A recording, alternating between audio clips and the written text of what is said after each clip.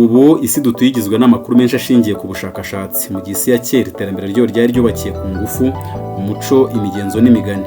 Umuntu yanga gukora ikintu kubera gutinya ingaruka zabaho kiramutse kirakaje umurusha ingufu cyangwa se kiramutse kirakaje abakurambere.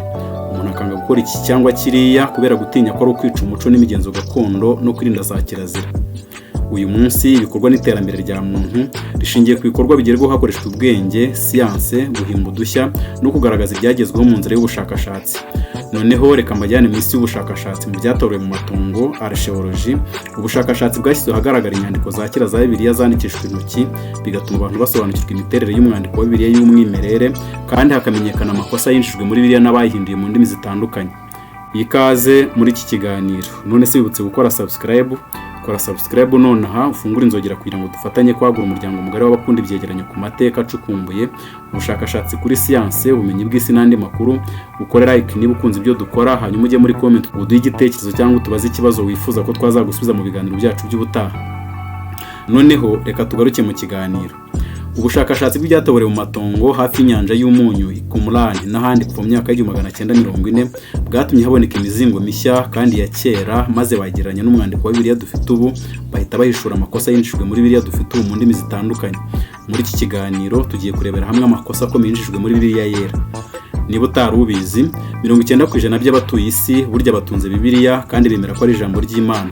Mu Rwanda kuva mu mwaka w'1950 ibitabo byo byagiye bihindurwa mu Kinyarwanda, maze amaherezo mu mwaka w'1957 haboneka Bibiliya yera icapye yuzuye. Icyakora uko imyaka ihita, uburyo ururimi ruvugwa burahinduka kandi imyandikire yarwo igahinduka. Ngiye impamvu mu mwaka w'1993 Bibiliya yera yasubiwemo, kandi mu ijambo ryayo ry'ibanze bavuze ko bifuzaga ko Bibiliya yahuzwa n'Ikinyarwanda kigezweho mu myandikire n'imivugire.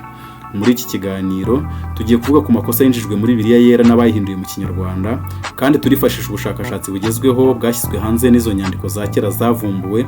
Tunifashisha amakuru yatanzwe n'umuryango wa Bibiliya mu Rwanda wagize uruhare mu guhindura Bibiliya yera mu Kinyarwanda. Ubu ushobora kubona Bibiliya ifite ibitabo 66 cyangwa ibirenga 70, kandi imaze guhindurwa mu ndimi zirenga 2000, yaba yuzuye cyangwa ibice byayo. Kugira ngo tube dufite Bibiliya yera mu Kinyarwanda, byasabye ko bafata Bibiliya y'Icyongereza yitwa New International Version, maze bayiheraho bahindura mu Kinyarwanda. Ariko kandi inyandiko za mbere za Bibiliya z'umwimerere zandikishijwe intoki zanditswe mu Giheburayo, Icyaramiya n'Ikigiriki. Nyuma yaje guhindurwa mu Kilatini, Icyongereza, Igitaliyani, Igifaransa n'izindi ndimi. Umushinga wo kwandika Bibiliya watwaye imyaka irenga 1500, kuko igitabo cyayo cya mbere cyanditswe mu mwaka w'1913 mbere y'igihe cyacu, icyanyuma cyandikwa mu mpera z'ikinyejana cya mbere igihe cyacu. Ubwo buryo bwo guhindura Bibiliya bayivana mu ndimi yanditswemo z'umwimerere bayishyira mu zindi ndimi, niho abahinduzi bagiye binjiza amakosa mu mwandiko wa Bibiliya. Ubushakashatsi bw'ibyatewerewe mu matongo kuva mu myaka w'1940 bwatumye haboneka imizingo mishya kandi ya kera, maze bayigereranya n'umwandiko wa Bibiliya dufite ubu, bahita bavumbura amakosa yinjijwe muri Bibiliya dufite ubu mu ndimi zitandukanye. Muri iki kiganiro reka turebere hamwe nk'uko nabibasezeranije amwe mu makosa akomeye yinjijwe muri Bibiliya yera. Nkibutse gukora subscribe kandi ufungure inzogera kugira ngo twagure umuryango mugari w'abakunda ibyegeranyo bitandukanye. Ukore like niba ukunze ibyo dukora, ujye muri comment uduhe ikibazo cyangwa se uduhe igitekerezo. Amakosa yinjijwe muri Bibiliya yera urasanga kuyavumbura byoroshye cyane bitewe n'ibisobanuro byatanzwe n'abayishyize mu Kinyarwanda. Gusa ntituzi niba barabikoze babigambiriye, icyakora amaherezo baje kwivamo ayo makosa amenyekana hakiri kare. Wizera ko Bibiliya yera ari ijambo ry'Imana, ariko muri iki kiganiro turi kuvuga ku bintu utaruzi byashyizwemo n'abayihinduye mu Kinyarwanda, naho baboneye ko bakoze amakosa babigumishamo nkana, ku buryo uyu munsi ushobora kubisoma kandi ukabyigisha kandi bitari mu byanditswe byera byahumetswe by'umwimerere. Fata Bibiliya yera capwe mu mwaka w'1993, maze urebe mu ijambo ryayo ry'ibanze ku bisobanuro byatanzwe ku magambo yashyizwe muri bene tuno tuzitiro. Baranditse bati, ayo magambo ntaboneka mu bitabo byo mu Kigiriki bikoreshwa muri iki gihe. Ababanje gusobanura Bibiliya ba kera bakoreshaga ibitabo byo mu Kigiriki byanditswe hashize imyaka 100 nyuma y'ivuka rya Kristo.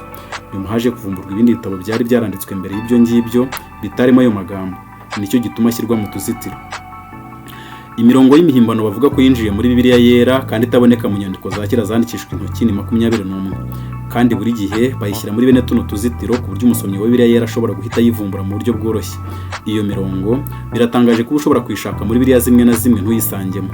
Ariko dore urugero rumwe muri iyo mirongo myinshi yinjijwe muri Bibiliya yera tutabona umwanya wo gusoma muri iki kiganiro.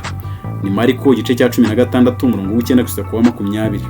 Nubwo ari harehare dusoma agace kawo, harahanditse hati, kandi ibimenyetso bizagumana n'abizera ngibi, bazirukana abadayimoni mu izina ryanjye, bazavuga indimi nshya, bazafata inzoka, kandi banywa ikintu cyica ntacyo kizabatwara na hato, bazarambika ibiganza ku barwayi bakire. Nuko umwami Yesu amaze kuvugana n'abajyanwa mu ijuru yicara iburyo bw'Imana. Indi mirongo yongeye muri Bibiliya yera ariko itaboneka mu nyandiko za kera zandikishijwe intoki ushobora kuyibona muri ekara yawe, cyangwa niba ushaka kuyibona mu buryo bworoshye jya muri Bibiliya yera ukoresha muri telefone yawe, ujye aho bashakishiriza amagambo maze wandikemo aka kamenyetso, ukanda aho bashakishiriza, utegereze gato, iyo mirongo yose yongeyemo kandi itize uko ari 21 urahita uyibona. Biragaragara ko bashyize Bibiliya yera mu Kinyarwanda bavumbuye ayo makosa hagendewe ku bushakashatsi bwemewe kandi bwizewe, kuko habonetse inyandiko zandikishijwe intoki zizewe zitari zirimo ayo magambo kandi za kera. Gusa ibyavuzwe n'abahinduye Bibiliya yera mu Kinyarwanda babihuriyeho n'abandi bahinduzi benshi ku isi. Ibyo bisobanura ko hari ibintu byinshi bishidikanywaho byinjijwe muri Bibiliya, kandi bituma abasomyi n'abashakashatsi bayo bagenda batakaza icyizere abahinduzi benshi mu ndimi zitandukanye. Uko bigaragara, abahinduye Bibiliya mu ndimi zitandukanye nibo bagiye binjiza amakosa mu mwandiko wayo. None se kuki abahinduye Bibiliya yera mu Kinyarwanda babonye ayo makosa ntibayakosore? None se abakoresha Bibiliya yera iyo bageze kuri iyo mirongo barabimenya ko ari ibinyoma byinjijwe muri Bibiliya, cyangwa iyo mirongo nayo ifatwa nk'ijambo ry'Imana kugeza ubwo isomerwa mu nsengero? Ibi biratuma twibaza ikibazo gikomeye cyane kigira kiti: umuntu yabwirwa n'iki Bibiliya yizewe akayisoma yizeye adashidikanya ko uje n'inyandiko za kera zandikishijwe intoki zikiboneka? Niki cyagombye gukorwa ngo haboneke ubuhinduzi bwizewe? Uduhe ibitekerezo muri komenti, kandi ntibagirwe gukora subscribe. Mu myaka ishize abashakashatsi mu byatorewe mu matongo bagiye bavumbura zimwe mu nyandiko za kera zandikishijwe intoki za Bibiliya, kandi kuzisuzuma byagiye bifasha abantu gutahura ahantu abahinduzi bo muri iki gihe binjije amakosa mu mwandiko wa Bibiliya, kandi abafite imitima itaryarya barayakosoye. Kuki bamwe banze kuyakosora? Hari aho abahinduye Bibiliya bagorekaga imirongo yo muri Bibiliya bagamije gutuma imyizerere yabo y'ikinyoma yumvikana nk'aho ishyigikiwe n'ijambo ry'Imana. Ingero: hashize imyaka 300 Bibiliya imaze kwandikwa, Kiliziya Gatolika n'Abaporotesitanti mu rwego rwo gusobanura inyigisho y'ubutatu no kwemeza ko ubutatu buvugwa muri Bibiliya, bongeye mu rwambere rwa Yohana igice cya 5 umurongo wa 7 amagambo agira ati: mu ijuru haba Data, Jambo n'Umwuka Wera, kandi bose ni umwe. Ayo magambo ntaboneka mu mwandiko w'umwimerere. Umuhanga mu bya Bibiliya witwa Bruce Metzing yaranditse ati: kuva mu kinyejana cya 6 gukomeza, ayo magambo yakundaga kugaragara mu nyandiko zandikishijwe intoki z'Ikilatini cya kera no muri Bibiliya y'Ikilatini ya Vulgate. Iryo kosa ryaje no kugera muri Bibiliya ikundwa cyane yitwa King James Version. Ariko se byagenze bite igihe havumburwaga izindi nyandiko zandikishijwe intoki? Bruce Metzing yaranditse ati: ayo magambo yo mu rwambere rwa Yohana igice cya 5 umurongo wa 7 ntaboneka mu nyandiko za kera zandikishijwe intoki, nk'imyandiko y'Igisiriyake, Igikobute n'Icyarumeniya, Ikinyetiyopiya, Icyarabu n'Igisilave, uretse mu Kilatini gusa. Amaherezo Bibiliya ya King James n'izindi Bibiliya zaravuguruwe maze ayo makosa akurwamo. None se ibi bitumye tugera ku wuhe mwanzuro? Niba ukoresha Bibiliya yera, menya ko hari amakosa yinjijwemo, kandi iyo abantu basomye iyo mirongo bayifata nk'aho igize ibyanditswe byera byahumetswe kandi bitarahumetswe. None se tujugunye Bibiliya yera kubera ayo makosa? Oya rwose.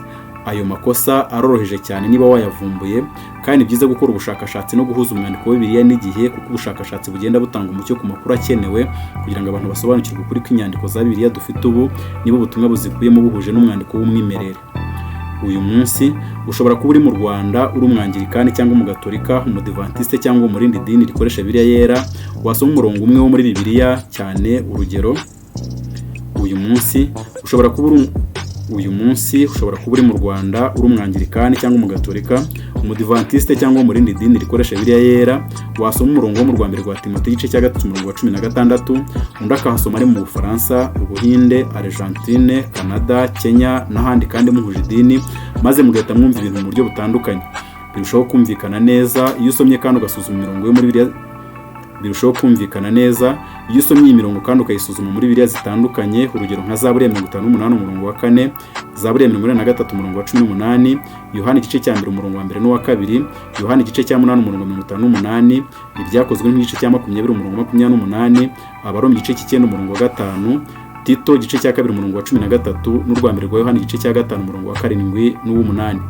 Rwose muri Bibiliya yera harimo imirongo ibarirwa mu magana wasoma mu Kinyarwanda, undi muntu muhuje idini uri mu kindi gihugu yayisoma muri Bibiliya yo mu rurimi rw'iwabo ntimubyumve kimwe. Reka dufate ingero. Aho gusengera.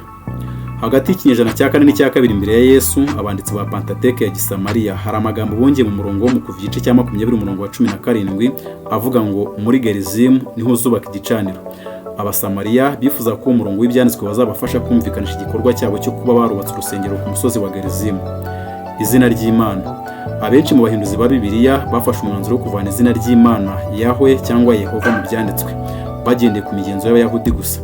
Iryo zina ry'Imana barishimbuje amazina y'icyubahiro, urugero nk'Imana, Umwami, Uwiteka, Uhoraho n'ayandi. Ayo ni amazina yo muri Bibiliya yerekeza ku Muremyi, ariko ashobora no kwerekezwa ku bantu, kuri Yesu, ku bintu bisengwa no kuri Satani. None se twisanze muri uru rujijo gute? Hari ababikoze batabigambiriye bashyira amakosa muri Bibiliya kubera kutumva indimi za kera Bibiliya yanditswemo, babimenye banga kuyakosora. Abandi babikoze batabigambiriye bitewe no kwibeshya, bamenya amakosa bakoze nyuma barayakosora. Hari n'abagiye bahindura Bibiliya mu rurimi runaka bagamiye ku myizerere y'idini ryabo, maze bagera ku 11 bakagerageza kuyihindura bagamije gutuma yumvikana mu buryo buhuje n'imyizerere y'idini ryabo. Icyakora abakora ubushakashatsi n'abasomyi ba Bibiliya bizabagirira akamaro cyane Bibiliya dukoresha ubu nizikosorwa, maze tukagira Bibiliya ihinduye neza mu buryo buhuje n'inyandiko zayo za kera zandikishijwe intoki. Bizagabanya ugushidikanya n'urwikekwe abantu bafitiye umwandiko wa Bibiliya w'Ikinyarwanda, kandi bizafasha abantu bafite imitima itaryarya gusobanukirwa neza uko ijambo ry'Imana rigomba kumvikana. Ubu tuvuze mu buryo buhinnye kuri Bibiliya yera. Ubutaha mu kindi kiganiro urifuza ko twazavuga ku yihe, jya muri komenti uduhe igitekerezo.